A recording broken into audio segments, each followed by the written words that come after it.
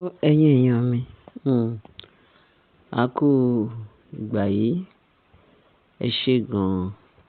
Ẹ ṣé ń tẹ́tí sí wa, tẹ̀ ń fetí bá wa lọ. Tẹ̀ ń fọgbọ́n, tẹ̀ ń fi gbogbo ara bá wa lọ. Àbọ̀ Ọlọ́run á dájú lórí yín. Yes. Wọ́n ní Ashley aláṣejù, ọlọ́yà ara nù, ọlọ́yàyà ara nù. Bẹ́ẹ̀ ni, wọ́n ló gbójúgbóyà. Níbi tó ta fẹ́lẹ́fẹ́lẹ́ dé, níbi tó ṣe gbogbo ẹ̀dẹ̀ tó rò pé bóyá òun àti kábíyèsí wá jẹ́gbẹ́. Ó ń wo kábíyèsí pé òun àti kábíyèsí náà jọ fún ní ọba tí kábíyèsí ń jẹ.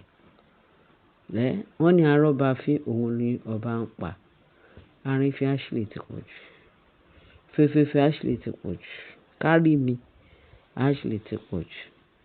Àwa la wà ń bẹ̀. Àwa lọmọ onílẹ̀.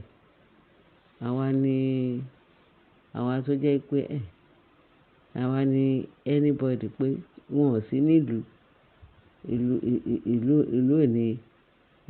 Ìlú ò ní corporate. Nǹkan tó ìgbéraga ti pọ̀ jù. Wọ́n dẹ̀ ní ìgbéraga ló ṣíwájú ìparun. Gbogbo atótónu mi ni pé wọ́n ní ṣe ló gbójúgbóyà. Ó bú kábíyèsí.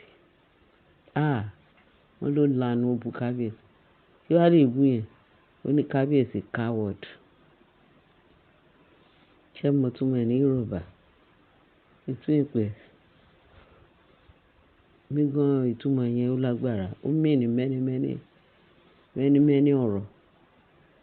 Ìwọ tí ò wà capable. Ìwọ tí ò lè ṣe kíni. Ìwọ tó jẹ́ pé ibi tó bá tarí ẹ sí ló máa lọ.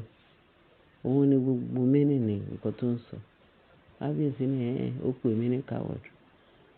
Ṣé nǹkan tó máa fi sọ fún ẹ pé òun á jẹ́wọ́ fún ẹ pé òun kì í ṣe coward. Ìwọ lẹ́nu ẹ̀ torí pé òun ti máa ń bẹ ẹ ṣeré. Òun ti máa ń gbàgbàkúgbà fún gbogbo yín torí ẹ lè ṣe ń ṣe òun. Ó ṣe wọ̀nyí. Ẹ fẹ́ máa gún òun gàlégàlé. Wọ́n ní bóyá apartment ẹ̀ lọ́hùn, bóyá wọ́n tiẹ̀ ti ń sọ pé wọ́n fẹ́ gbà. Ṣé mo pé ìgbà tí kábíyèsí gan tóun tán lelele tó lóun lọ. Wọ́n ní kó lọ ó lóun lọ. Kí ló wá ṣe ní Nàìjíríà? Ibẹ̀ ṣáà ló ń gbé. Wọ́n dẹ̀ níbẹ̀ yẹn pé kábíyèsí ló san owó bẹ̀ yẹn. Òun náà ló máa san. Ó kàn fi ilé yẹn lẹ̀ ni. Ó fi ilé yẹn lẹ̀ ni. Pé wọ́n kẹ̀. Ibi tó ń gbé yẹn. Wọ́n nígbà tó wáyé, wọ́n ní ẹlòmíì. Wọ́n ti relocate ẹ̀ fẹ́ ẹlòmíì. Àbí wọ́n ti locate ẹ̀ ṣá. Wọ́n ló ti lose. Lọ́rọ̀ kan ṣá wọ́n ní Ashley. Ó ti lose ilé ẹ̀ tó ń gbé ní UK. Wọ́n ní bí Ashley ṣe gbọ́ ọ̀rọ̀ yẹn pé ilé yẹn wọ́n ti fi ẹlòmíì síbẹ̀. Kábíyèsí ò tiẹ̀ wá san owó bẹ̀ mọ́. Wọ́n ti gbé fún ẹlòmíì. Bẹ́ẹ̀ ni. Ṣé mo pé ó wà very easy. Ìkáwọ́ kábíyèsí ni gbogbo ẹ̀ wà. Àti ilé o, àtẹrú. Ìkáwọ́ kábíyèsí ló wà. Torí ó ṣà ní àwọn tó máa ń san owó fún ní gbogbo bóyá every year ni o, bóyá every month o. Náà san owó torí àwọn aráàlú òyìnbó. Every month ṣá ni wọ́n sábà san owó ilé. Kò dàbí ti Nàìjíríà tí wọ́n máa sọ pé ọdún náà wọ́n san owó lẹ̀. Èmi ọdún mẹ́fà, èmi ọdún kan, èmi ọdún méjì. Wọ́n ń ṣe bẹ́ẹ̀ nílùú òyìnbó. Nǹkan tí gbogbo law wọn lọ́hùn ó yàtọ̀ sí tiwa ní Nàìjíríà. Bẹ́ẹ̀ ni. Wọ́n ní bí kábíyèsí ṣe. Ó wá ní kí wọ́n gbé fún ẹlòmíì. Ó ti bọ́ lọ́wọ́ ẹ̀ gbogbo gàlégàlé. Òun máa lọ sí ìlú òyìnbó, wọ́n á rí ibi dé sí. Nísìnyí kò lè rí ibi dé sí torí kábíyèsí kò sí ní ìkáwọ́. Ilé yẹn ò sí ní ìkáwọ́ Ashley mọ́. Wọ́n ní ó gbogbo ìta nígbà tó gbọ́ pé apartment yẹn ò ṣe tiẹ̀ mọ́. Wọ́n ti gbé fún ẹlòmíì. Wọ́n ní bójú ẹ̀ ṣe pa kànnàkànnà nìyẹn. Bí orí ẹ̀ ṣe wá wáyé nìyẹn pé ló bá lọ bá kábíyèsí. Wọ́n ní ilé òun ní kíni pé ẹlòmíì ti gbà. Wọ́n ti ṣe kíni. Kábíyèsí ní Bẹ́ẹ̀ ni, wọ́n máa gbà. Ṣé ìwọ ń gbé bẹ́ẹ̀ ni? Ṣé bẹ́ẹ̀ lo wà ni? Ó wọ́n sanwó bẹ́ẹ̀ hàn because ó ní kán gbé fún ẹlòmíì, òun ò ṣe mọ́. Ẹlòmíì ti gbà. Wọ́n lá Ashley, ó fẹ́ collapse. Ashley, ó sunkún kíkorò, ó bugbe ta ló fẹ́ gbà ọ́? Kábíyèsí, kábíyèsí. Òun ti wọ̀gà o. Kábíyèsí, ṣé kìí ṣe pé ayé òun bàjẹ́ lélẹ̀? Kábíyèsí, ẹ̀yin ni igi lẹ́yìn ọgbà o. Kábíyèsí, ẹ̀yin nìkan lòun gbẹ́kẹ̀lé. Kò sọ́nà mìíràn mọ́. Ẹ̀yin nìkan ni òun ṣe é ṣákọ́. Kábíyèsí náà ni. Kábíyèsí ló gbé gbogbo wọn ró. Àwọn ojú rọ̀ láre. Gali Ashley. Ó kàn mú kábíyèsí yẹn, ó mú gẹ́gẹ́ bí wípé oyè tó jẹ yìí, òun lòun kọ́kọ́ jẹ kí kábíyèsí tó jẹ. Ní nǹkan tó ń ṣe gan nìyẹn.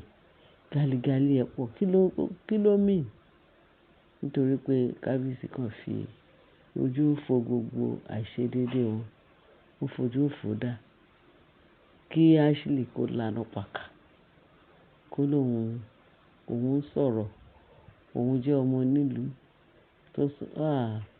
Tó lóun fẹ́ ba ayé kábíyèsí jẹ́. Ǹjẹ́ kábíyèsí wá sọ fún un pé kó tiẹ̀ tó lérò, kó tó try ẹ̀, ó fẹ́ gbé ìgbésẹ̀ tó ní lọ́kàn, tí ọ̀rọ̀ burúkú bẹ́ẹ̀ yẹn tó jáde lẹ́nu ẹ̀. Òun àkọ́kọ́ ti bà tiẹ̀ jẹ́. Òun á fi hàn ẹ́ pé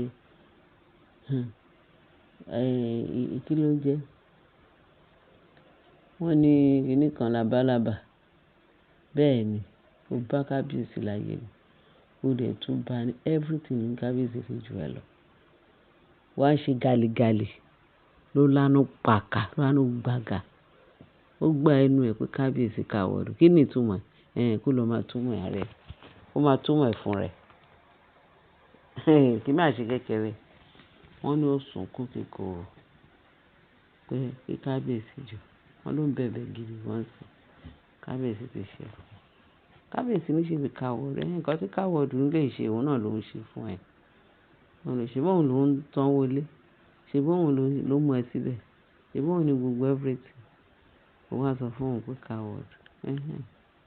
So nǹkan tó ojú ẹni tí ò ń ṣe káwọ́dù máa ń rí, òun ní òun ti ṣe fún ẹ yẹn. Ó dàbẹ́. That's very good. Wọ́n ní ìgbésẹ̀ tí kábíyèsí gbé. Wọ́n ní ìgbésẹ̀ ńlá, ìgbésẹ̀ akọ. Wọ́n ní kábíyèsí. Kí ni àǹfààní ẹ̀? Kí ni àǹfààní ẹ̀ tí kábíyèsí máa fi máa pẹ́pẹ́, máa ṣìkẹ́ ẹ̀, máa ṣe kíni? Wọ́n ní àǹfààní. Kí ni àǹfààní? Kí ni àǹfààní orógbó? Yes.